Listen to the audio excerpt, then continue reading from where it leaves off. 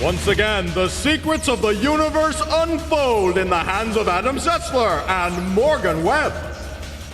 I don't think there's any way we can live up to the hype of our intros. I can't live up to Welcome Back. Give it a try. Welcome back. There you go. All right. We have a game that covers one of the big issues of our day.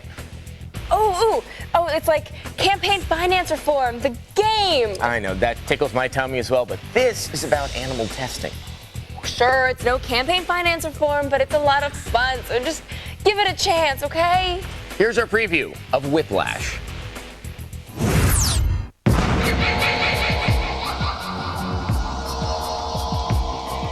Here is where man tests the safety of his toys. This is the first of many atrocities you will witness man commit on his animal friends.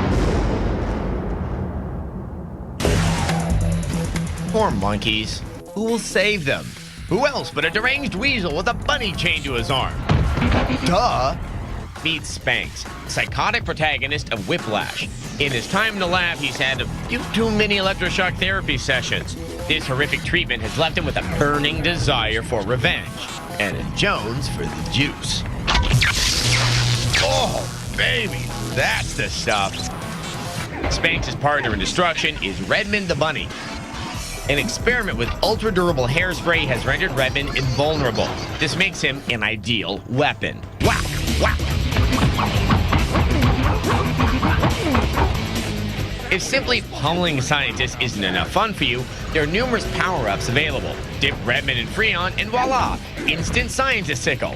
Toss him in a fire barrel. I can't believe you just set me on fire. You literally set me aflame. And watch the lab technicians do their Yosemite Sam impression. My biscuits are burning! As you can see, Whiplash is a platformer with attitude. Solving puzzles while subduing your oppressors is the main focus, but it's not just about beating up scientists with an unbreakable bunny. You'll also try to drive the evil lab into bankruptcy by smashing all of the equipment you find. And of course, there are the poor enslaved monkeys to be freed. Come with me, my simian brothers, and we will vanquish our foes in the name of sweet freedom.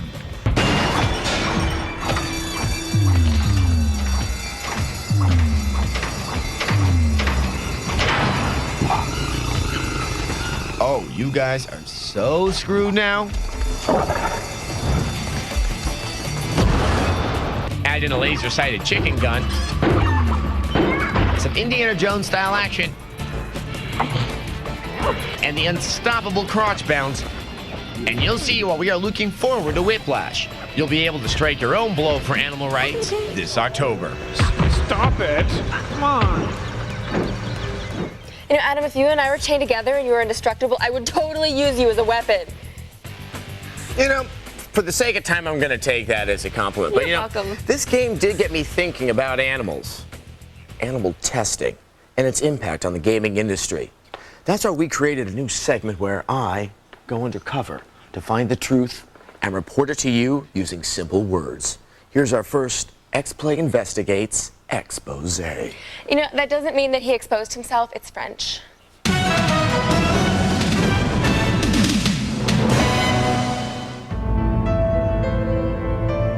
Animal testing. Controversy rages between heartless, sadistic scientists and pot-smoking hippie animal rights activists. Is it worth burning out the eyes of helpless bunnies just to test a new fabric softener? Is the cure for cancer just a few hundred dead rats away? Here at X-Play, we've learned that there are some unethical video game developers that are using animals as test subjects. Now, apparently, this is nothing new. Few people know this, but early in the development of Pong, Atari founder Nolan Bushnell used monkeys as guinea pigs. Pong was a hit with the test monkeys. Bushnell rushed the game out. Video game history was made. What may shock you is that animal testing and video game development continues to this day. We had a chance to talk with one of the industry's leading developers. So you use animals to develop your video games? Oh, yeah. We find that animals are actually a hell of a lot cheaper than paying little pimply-faced teenagers to come in and play the games. We try to get the animals involved early on in the development process when we're trying to decide what kind of a game to make. And you know, it turns out those rabbits just love to play first-person shooters. Do you use any other animals in the testing of your games? When we're testing the controller configurations of games, we find that the rabbits don't push the buttons well, so the brainiacs down in our lab figured out that we should start using spiders for that. Personally, the spiders give me the creeps a little bit, but they sure can't push those buttons. So what would you say is the best part about using animals? The best part about using the animals is after we get done with the game, then we serve up a big old mess of barbecue. You can cut that out, can't you? But not everyone is such a big fan of barbecue. We tracked down a notorious animal rights activist to get the other side of the story. It's like so wrong what these people are doing. Everybody knows that video games are destroying our society. And now these game Nazis are torturing our innocent animal brothers. It's too much. Somebody has to do something about it. And do something, someone will. I'm here with the radical outfit destroying undue maltreatment of mammals and other select species. They've allowed us to accompany them on a daring raid of an animal testing game facility. Let's check it out.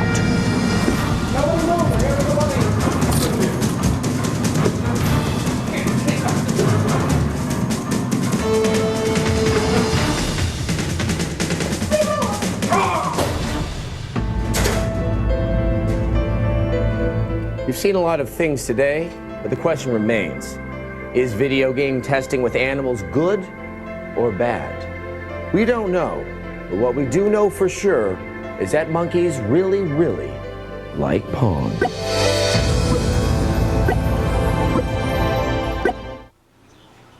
Since we taped our segment, all the animals featured have been re-released into society where they've begun to pull their lives back together. The tarantula is a busboy at the Olive Garden, and the rabbits are working at a Foot Locker in Nebraska. Some in the stockroom, some in the front. We have a platformer with a great sense of humor. Now, in it, you actually play two characters who are chained together, a bunny and a crazed weasel.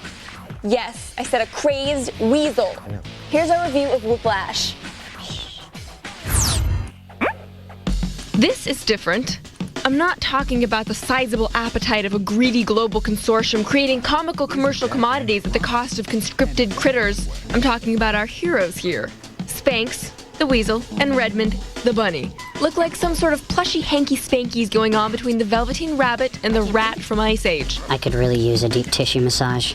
Genron is up to no good. They're testing on animals to develop products nobody needs. And though animal testing is not funny, this game is. Spanx and Redmond have escaped from Genron's Combinator, which blends creatures for useless hybrids. Years of testing has, of course, endowed our heroes with special abilities. I can't believe you just set me on fire! You literally set me aflame! Do you know how inappropriate that is? The weasel's just a tweaker with an appetite for destruction. Redmond the bunny acts as his instrument of devastation, chaos, and calamity. Check me on this, but this is the first time I've ever seen a rabbit chained to a small feral mammal used to put a kibosh on the nefarious intent of corporate greed. Clever is pretty much the lead theme in Whiplash.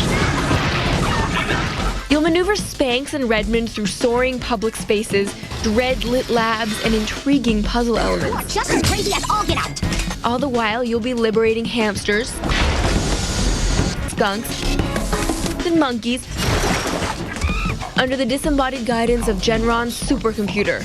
Your energy, while admirable, is misdirected. Oh my god!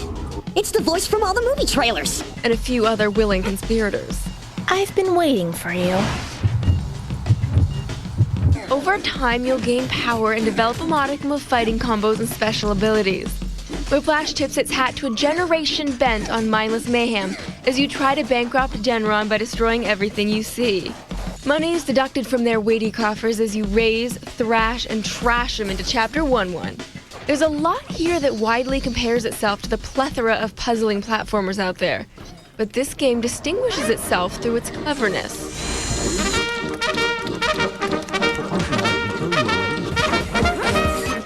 Finishing levels allows you to download mysterious content we couldn't quite figure out the use of. This brings to mind some of the downsides of Whiplash. If you like hysterically breaking crap all the time, you'll dig this title. After a while, this can get a bit old. At times, quest directions seem to become needlessly murky as well. But originality and action have to be rewarded here. It's the Fattress. Yes, the Fattress. The first mattress conceived and designed specifically with the needs of the morbidly obese in mind. We give it a 4 out of 5. Morbidly obese. I like this game. It's funny. Now, of course, if the gameplay matched just how funny the game is, it would have had that perfect 5 out of 5. Moving on.